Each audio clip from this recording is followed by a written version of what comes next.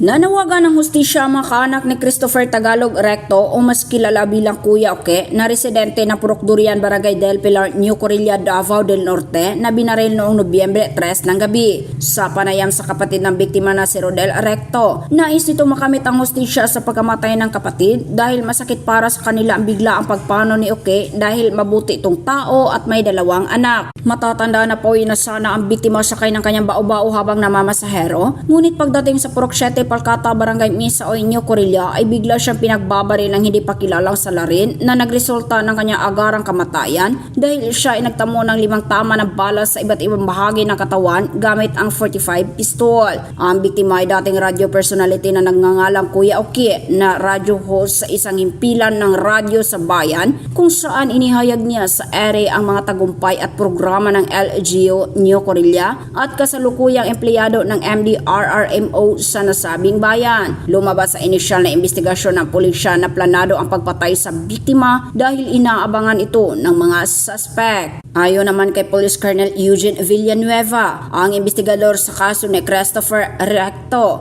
naging hamon sa kanila ang pagresolba sa kaso dahil walang testigo na nakakita sa pamamaril dahil sa dilim ng lugar na pinangyarihan. Sa ngayon, sinisikap ng New Corilla PNP na mabigyan ng hustisya ang pagkamatay ni Recto sa pamamagitan ng kanilang mas malalim na investigasyon. Blanco pa rin ang mga kaanak ng biktima kung sino at ano ang motibo sa pagpatay kay Kuya Oke dahil wala naman silang napag-alaman na may kaaway sa kanilang lugar.